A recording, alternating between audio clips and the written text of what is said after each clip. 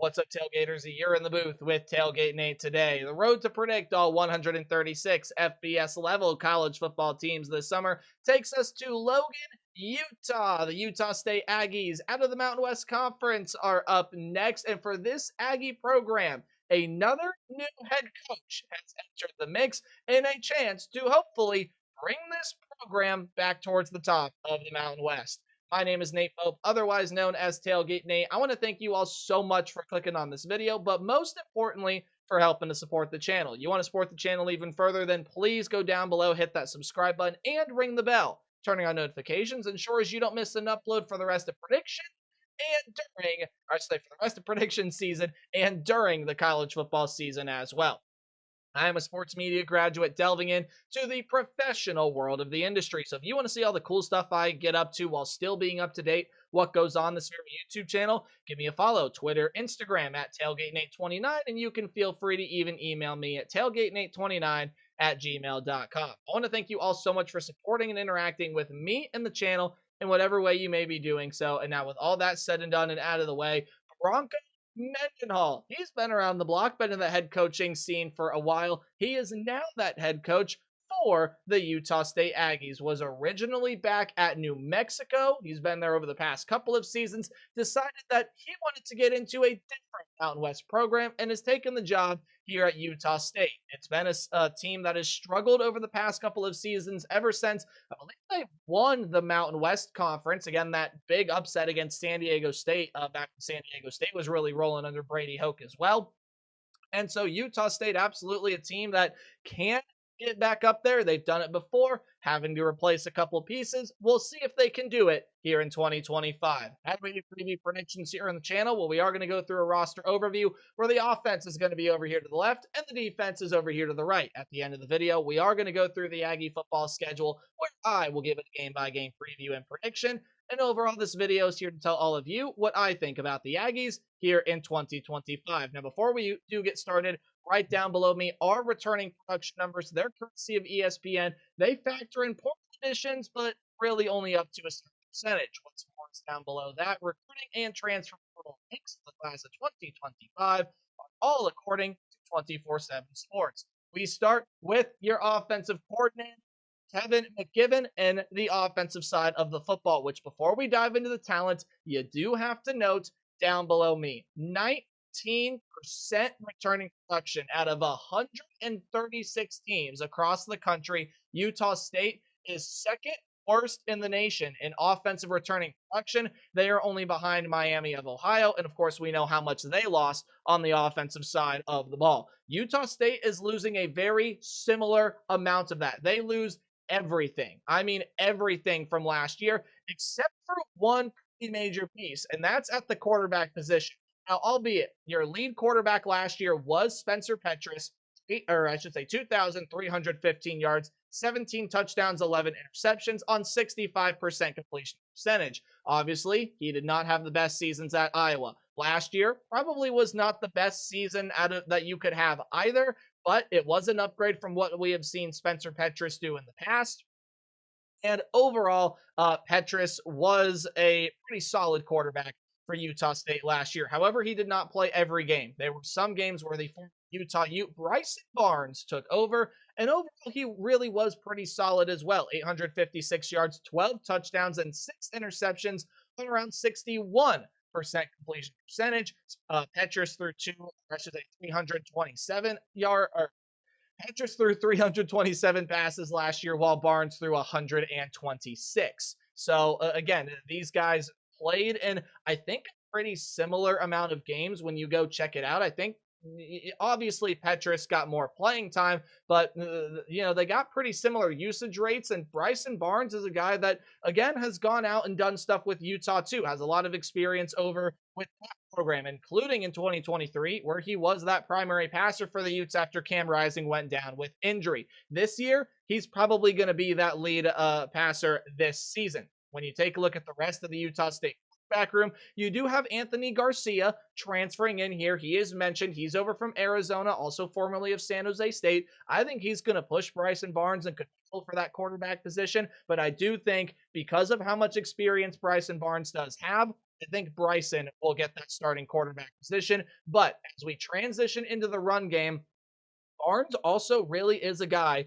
that can go run the football. Last season was the team's second leading rusher with 530 yards and 5 touchdowns last season. He averaged 7.8 yards per carry with sack yardage as well. Now we'll dive into that in just a second, but as far as your running back pieces go, excluding Bryson Barnes, your top 2 leading rushers from last season are gone. Rachel Faison is off to the South Carolina Gamecocks, and then your 3rd leading rusher from last season, and Herschel Turner, has transferred over to Nevada. Was a really good young runner for Utah State last year, and will hope to go do that with the Wolfpack. But the focus on this in this running back room was Faison, 1,109 yards and 8 touchdowns with the Aggies last year. He's going to go, presumably, be that starting running back over with the SEC's Gamecocks. So you're bringing in some portal additions to try to help fill in those shoes. You bring in Javen Jacobs, who's coming over from New Mexico, 130 yards and a touchdown last season on 7.6 yards per carry,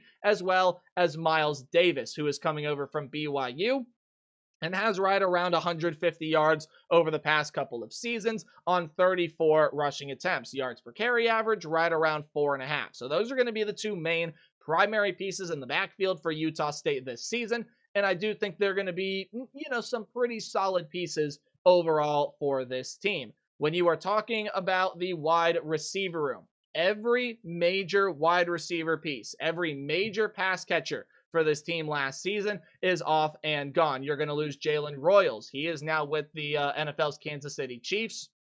He was the leading receiver with 834 yards and 6 touchdowns last season. Kyrese Rowan, he's in the NFL as well. Same division as his former teammate in Royals. He's now with the Denver Broncos. Your lead tight end last year, and Otto Tia. We'll skip down a bullet point there. He transfers in-state over now to Utah. So you're going to lose him and a bunch of other really solid names last year. Hestera is gone, so on and so forth. So this is the wide receiver room. Back to the wide receivers now, that is putting all of their focus on the transfer portal. Every wide receiver piece that's going to have a big impact on this offense comes in through the portal. Brady Boyd comes in from Texas Tech. You get Demick Starling, who's over from Western Kentucky. You get Corey Thompson, who's over from UNLV. In the 2 deep, Braden Pagan is over from UCLA. And then Carlos or Gillespie is over from Illinois. Now, none of these guys had really big, massive roles in whatever program that they did come from. So they're going to be playing in some pretty big roles here this season,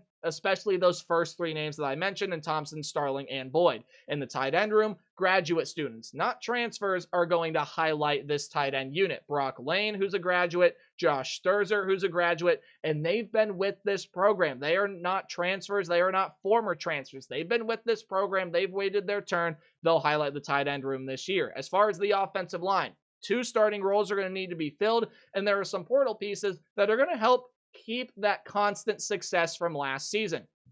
Last year, they only allowed 19 sacks, so that's another reason why Bryson Barnes' rushing stats looked so good, because he really didn't suffer that much sack yardage. Actually, he didn't really suffer that much lost yardage in sacks. And this offensive line, again, did allow this run game to be as successful as it was, averaging nearly 6 yards per carry. Again, Faison and Turner both over 5. Barnes right around near that 8 yards per carry mark. So overall, when I take a look at this Utah State offense, I really do think that there's some good potential here. I think Bryson Barnes, while he does not blow me away, neither does Anthony Garcia.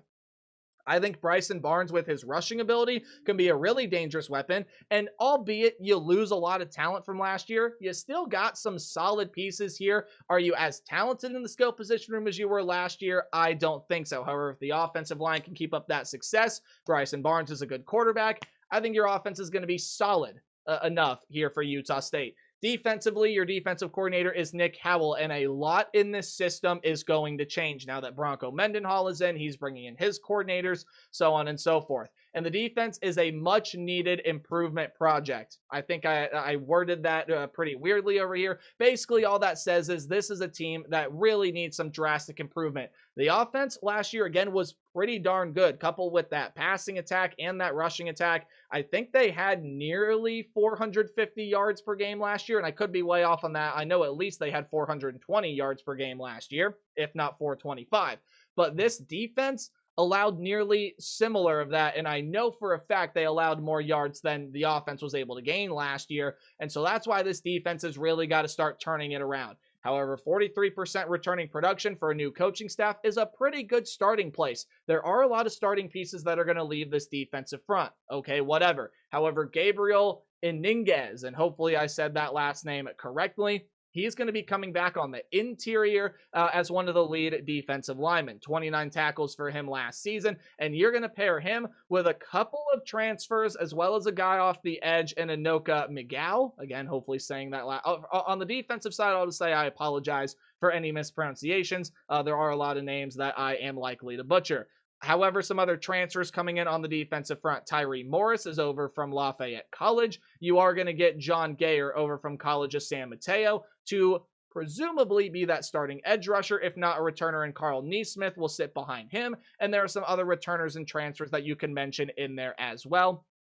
Again, Iniguez is going to be that main returning piece, but the portal additions are some nice buffers and some nice replacements. I don't usually like to use that word, but it fits here. Are some nice replacements for the talent that you had last season. Your sack leader in Cian Salone is going to leave this linebacker room among some other leaders in the second level. So, okay, what do you have coming back? Well, you still do have some nice pieces. John Miller is going to be coming back. 52 tackles, 2 sacks, a pair of passes defended for him last year. It's the team's 4th leading tackler. So you are going to be getting him back. Bronson Olivao will also be returning to this team. Olivao last season, again, that's one of the names to where I apologize if I mispronounce it. 3.5 sacks for him last season. Again, Sloan last year, 7.5 sacks, was the sack leader and a really important piece in this linebacking unit. Other linebackers are going to be gone. You're going to lose John Ross May. You're also going to be losing Jaden Francois, who is now over with the Duke Blue Devils. But besides Miller, besides Olivao, you do get a couple of portal pieces in here in Tymir Burton and Matira Brown. Hopefully, again, I'm saying that name correctly.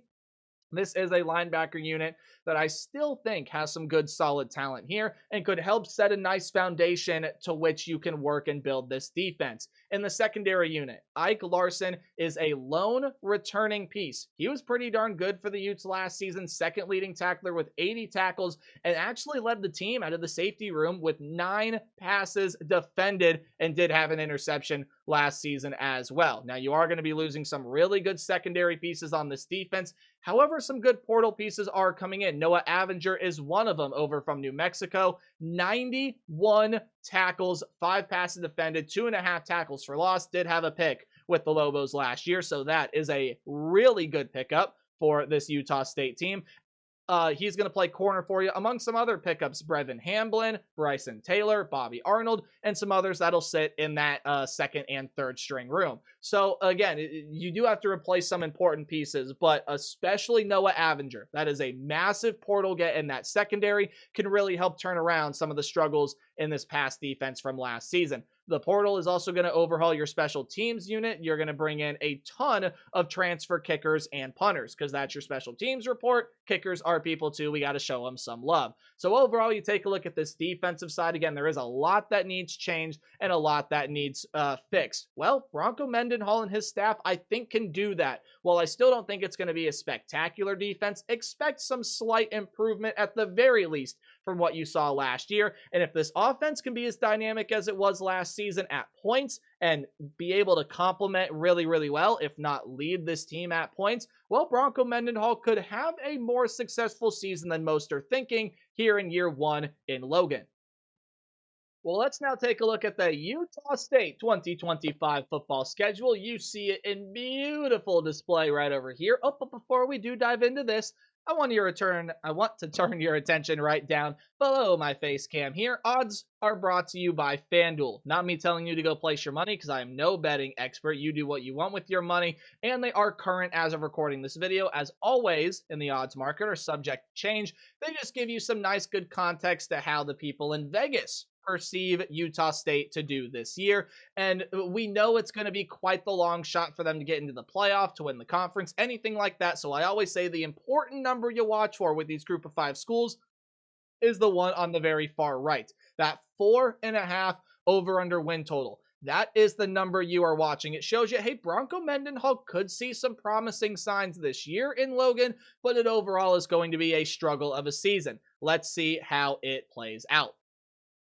Your first game in the year of 2025, you get it at home here in the Sun Bowl against UTEP. Now, this is a team in UTEP that I actually pretty darn I like pretty darn well. I think Scotty Walden is building this team in a very nice trajectory. I like Skylar Locklear at the quarterback position, and especially really like what his wide receiver room looks like with Jaden Smith, Kenny Odom, and Cam Thomas. I love all of those names that are coming back to this UTEP team. And again, Scotty Walden is building this team in a pretty successful direction, I feel. I think UTEP is going to be a solid team this season.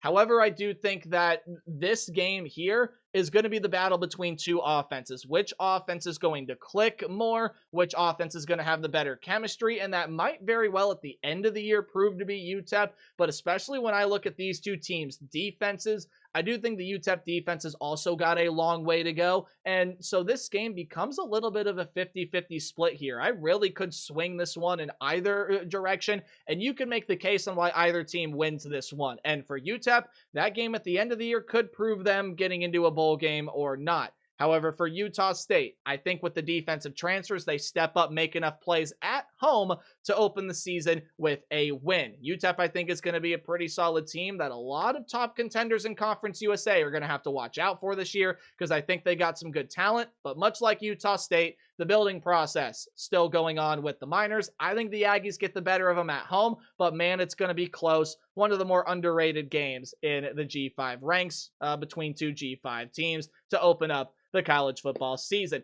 Your next two games, though, I do not think are going to go as pretty. On the road against Texas A&M, don't think I have to explain that one that much. Marcel Reed, you have Le'Veon Moss coming off of injury, some good wide receivers. Defense is going to be good. Oh, and Mike Elko's the right guy for the job. Yeah, A&M should be able to easily defeat Utah State. And I think Air Force is going to bounce back, have a nice season, and I think they beat the Aggies right here as well. Air Force, just quite simply, is not going to have as bad of a year as they did last year for the most simple reason in the fact that they had nobody returning to that team a couple years ago. Now it seems like mostly everybody is going to be coming back here. Quarterback, some really good rushing pieces. Defensively, I think you got a lot of really nice talent, and just knowing the way that Troy Calhoun coaches this team, there to me is just no way that Air Force has as poor of an upcoming year as they did last season. Air Force is going to be able to bounce back, and they get this win here against Utah State. However, Utah State will work their way back to 500 when they beat McNeese State. This is an FCS opponent, albeit watch out for McNeese. They've known to give some FBS teams some trouble in the past, but this really is a Utah State team that I do believe will be able to beat their FCS counterparts, and that should be a win there for the Aggies. So, okay, you're 500 so far. You're going to round out non-conference play with another road game against SEC competition, and I also think you drop this one to the Vanderbilt Commodores. Vanderbilt is going to be a team that I think is again going to be pretty darn good this year. We haven't talked about Vanderbilt in quite some time on the channel, but listen, Diego Pavia is coming back, and he has talked a lot of big talk, and I think he'll back it up to a certain extent. Maybe not as much as he's saying, because he's throwing some pretty crazy things out there, but I think he's going to be a good quarterback. Vanderbilt has got some really good weapons. Some SEC first teamers are going to be returning. Some SEC second, third teamers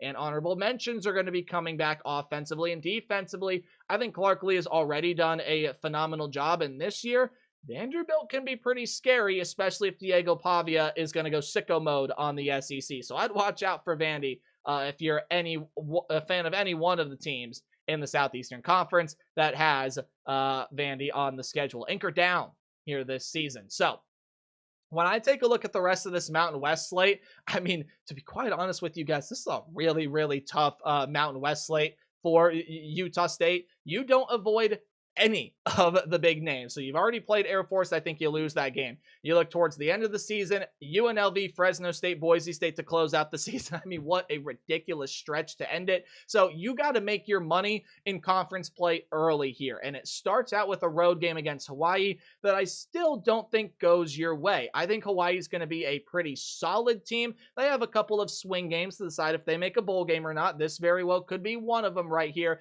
And even though Utah State gets the bye week to think about it, and Hawaii is breaking in a fairly new quarterback, Alejado did play a little bit last year, and you got some solid skill position players to surround him. Defensively, you got some solid pieces, and last year was a big stepping stone for Timmy Chang's program. This year could prove to be another one. Hawaii will be solid. They will be Utah State, and so will San Jose State. You want to talk about a team that maybe is not getting that much attention out of the Mountain West? Well, first off, Boise State is going to be getting all that attention because of what they did last year. UNLV will be because of who their head coach is. San Jose State, though, watch out for this team. They got Walker Agette coming back at quarterback, Floyd Chalk and some other really good running back pieces returning. They still got a good wide receiver room, even with all they lost. And their defense, I think it's going to step up, make a lot of big plays for them this season. Could be one of the better defensive units in the conference. And this is a San Jose State team that I got a lot of confidence in this year. Also, you're coming back home after a long road trip, short week, and San Jose State's a pretty good football club. That's a loss for Utah State. So, okay, you can only afford one more loss before you are officially out of bowl game eligibility. Well, you got two games coming up right here that I think are going to kind of get you on the right track against Bronco Mendenhall's former team in New Mexico. Look, this is a New Mexico team that I think has a lot of high upside individual pieces with all that they bring in through the transfer portal. But look, on top of Bronco Mendenhall, you lose Devin Dampier, some really good skill position players, and New Mexico, I just think reset them. They're going to be right back down there towards the bottom of the Mountain West. All the building that Bronco Mendenhall did, because you could kind of see New Mexico was starting to piece everything together and build in the right direction, and then Mendenhall left, all the talent left, and you're like, where do we go from here? New Mexico is going to be another team that really struggles this season, and I think Utah State has got more than enough pieces to be able to win that game. Same thing with this one here against Nevada, albeit I think Jeff Choate is going to start building this team up, and I think Nevada this year is probably going to end up looking like what we saw with New Mexico over the past couple seasons, and you're like, okay, they're starting to build. They're starting to figure it out, but I still see Nevada really struggling this season. Plus, Utah State gets a bye week to think about that one and prepare. They're going to be able to beat Nevada. But like I said, towards the middle part of the schedule prediction, this 3-game stretch to end off the year, brutal. I mean, just absolutely brutal.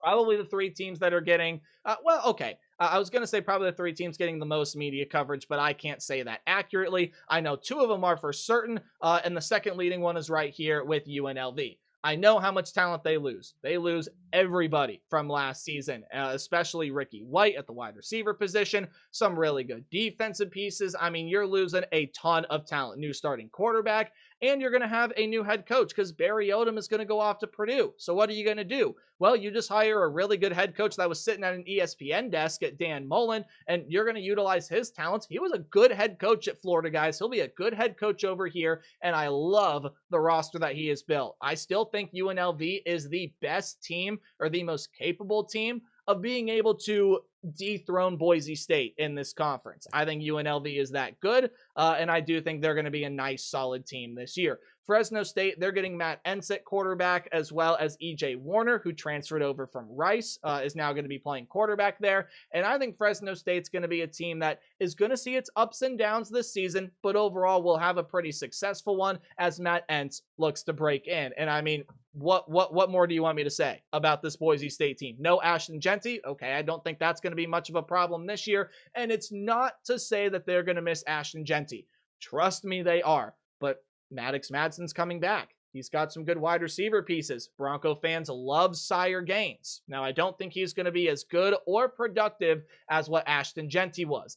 You just can't do that. You cannot do what Ashton Genty did last season. That was simply generational. But Boise State still got a lot of good pieces. And that secondary, if this is a Utah State team that's going to rely a lot on the pass this year with Bryson Barnes, Boise State's going to be able to shut that down in its secondary. It's probably going to have the best secondary in the conference. So Boise State beats Utah State, which leads the Aggies to a 4-8 season. Not a bad first step under Bronco Mendenhall. I believe that's right around where they were last year, 3 or 4 win team a season ago. It's going to be a slow build. And when you take a look at the schedule, it really is a tough road. And the schedule makers did you no favors in conference play. You got to go on the road to play 2 SEC opponents, so on and so forth. Now, is there a path to get to a bowl game? I think so, but I think it's pretty slim, and I don't know if you're going to be able to do it. You probably more likely than not have got to be Air Force and Hawaii.